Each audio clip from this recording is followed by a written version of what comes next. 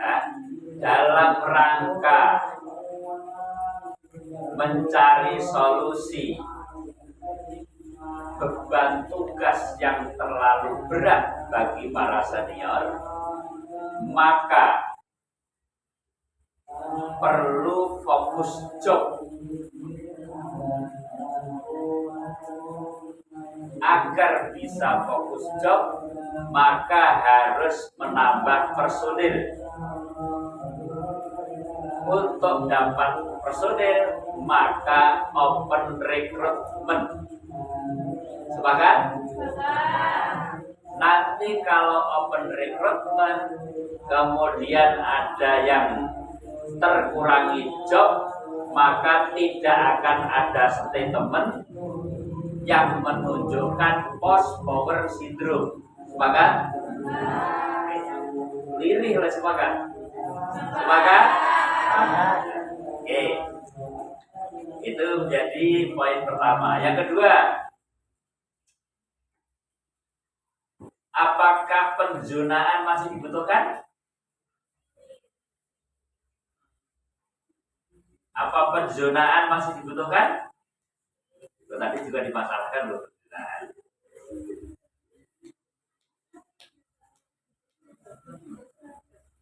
Setelah disepakati ini tidak terlalu keberatan tadi, apakah penzonaan masih dibutuhkan? Sudah fokus loh ini.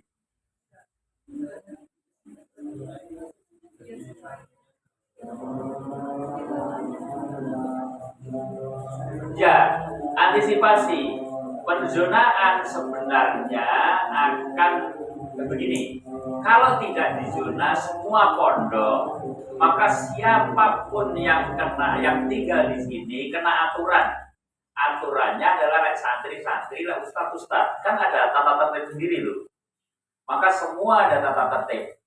Dan tata tertibnya sudah ada. Adapun penyusunannya bukan keputusan saya, tapi rapat di awal tahun. Betul enggak? Loh, kita reorientasi dulu. Itu kan termasuk membahas tata tertib itu. Tata tertib santri dan tata tertib guru. Artinya senior yang ada di sini. Betul tidak?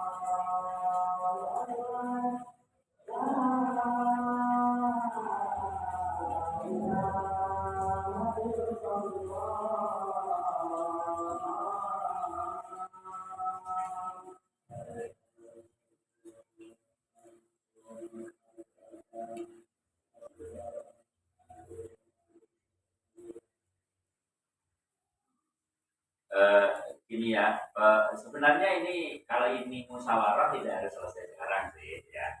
Tapi ini perlu gambaran. Tadi yang pertama sudah disepakati, yang kedua begini, apakah zona masih? Ini kita harus berbicara tentang posibilitas. Bahwa seharusnya guru dan pegawai BUMPES yang tidak menjadi pendamping asrama memang didirikan. Oke.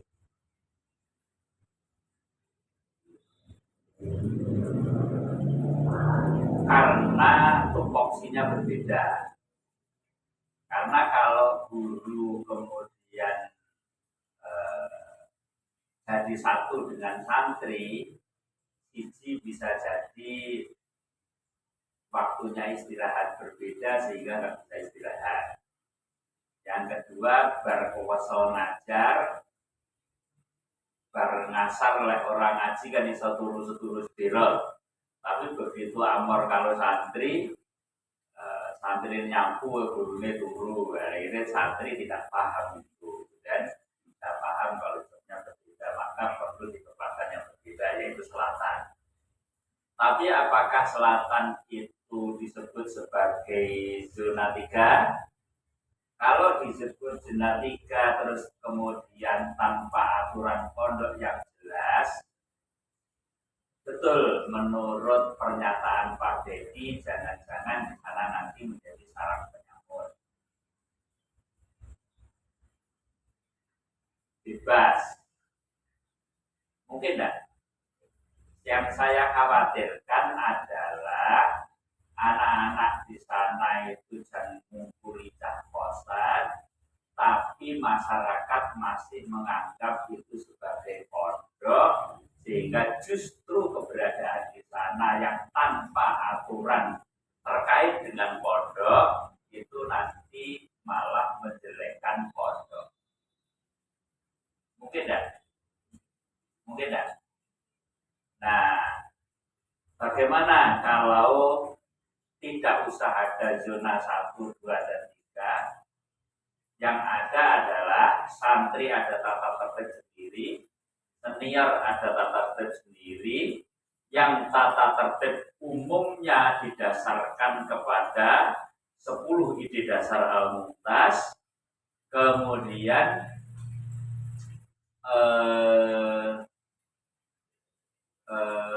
10 ide dasar Al-Mumtaz, kemudian penyusunannya sebagaimana yang kita lakukan selama ini di awal tahun disusun.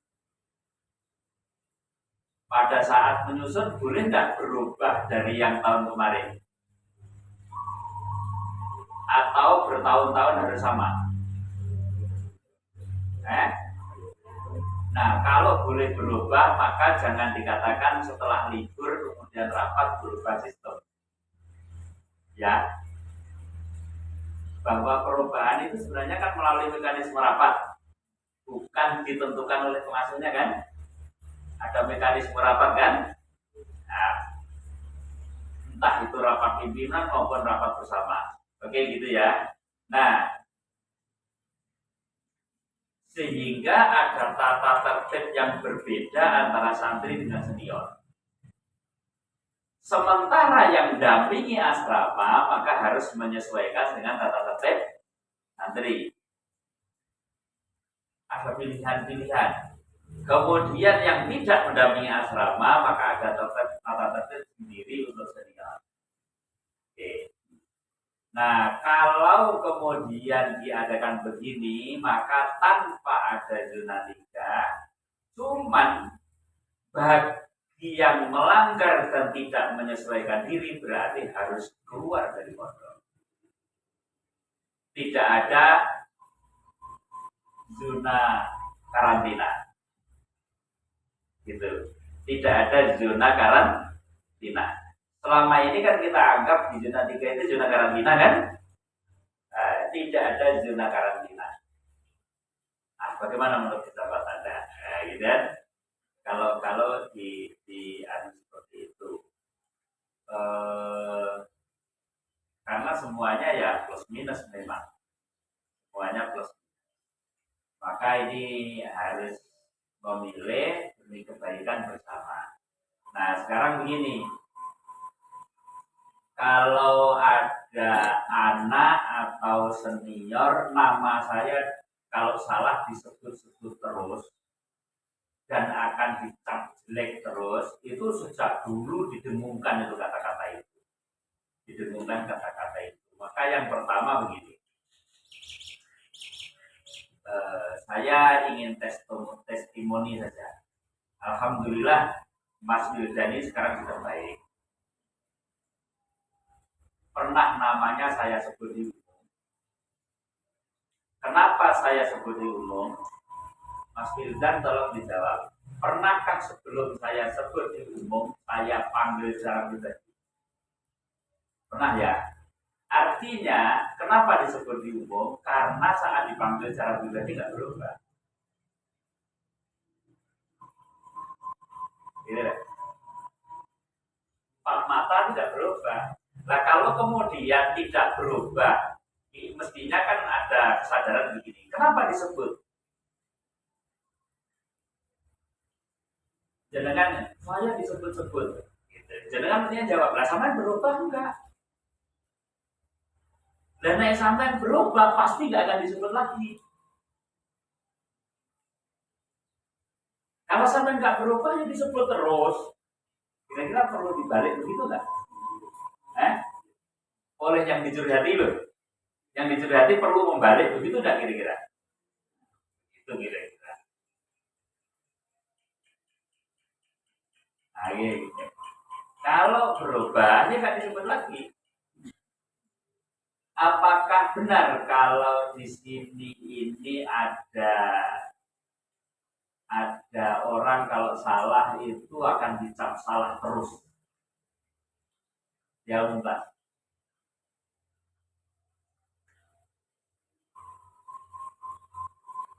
Nah gitu. Saya kira saya banyak yang ini kata saya sebut, saya banyak memberi kesempatan orang yang dulu pelanggarannya luar biasa kemudian sembuh, ya kami kemudian diberi kesempatan untuk tampil lebih baik, bahkan diberi jabatan. Ya Pak Dina ya, gitu. Jadi ini nggak usah disebut ya. Nah gitulah. Jadi pendengungan kata kalau salah disalahkan terus jangan-jangan hanya a priori atas ketidakbisaannya dia untuk menyesuaikan diri atau pembelaan dirinya biar tidak jelek-jelekan. Gitu. Tapi nyatanya nggak bisa berubah. Nah, yang kita khawatirkan adalah dia tetap ingin di pondok tapi ingin bebas. Paham yang saya maksud? Dia tetap ingin di pondok tapi ingin bebas. Sehingga zonanya dia ingin zona nyaman tapi kontraproduktif terhadap pondok. Ditolerir enggak? Kira-kira ditolerir enggak gitu? Ya, jawaban ditolerir enggak gitu? Jadi dia ingin tetap di pondok, tapi biarkan saya nggak jamaah yo karepku, nggak ngaji yo karepku, nggak kerja ya karepku, boleh nggak gitu? Boleh nggak? Nah gitu, kira-kira begitu. Kalau anak yang seperti itu kemudian saya panggil, bahkan saya sebut namanya, layak nggak kalau dia membela diri dengan saya Don karena nama saya disebut-sebut terus? Layak nggak? Nah, coba berpikir jernih untuk peristiwa-peristiwa seperti itu. Jadi jangan-jangan hanya tuntutan kebebasan dia. Pengen tetap naik pondok yang sakar dewi. Boleh nggak? Boleh nggak Mas Azhari kita? Boleh. Boten. Kira-kira gitu ya. Nah, untuk kali ini sebagai gambaran itu masih enggak dibutuhkan zona 3. Nah, tolong dijawab di pertemuan berikutnya ya. Nah, dipikirkan. Ya sudah disebut zona 3, tapi tidak dalam rangka untuk mengkarantina, hanya membedakan tempat tugas saja kayak gitu. Boleh, gitu kira-kira ya boleh ya. Saya kira gitu, tapi yang jelas bismillah open recruitment tetap jalan ya. Ya. Dalam rangka memfokuskan pekerjaan. Oke, terima kasih kita akhiri hamdalah. Alhamdulillah, subhanakallah wa bihamdika asyhadu an la ilaha illa anta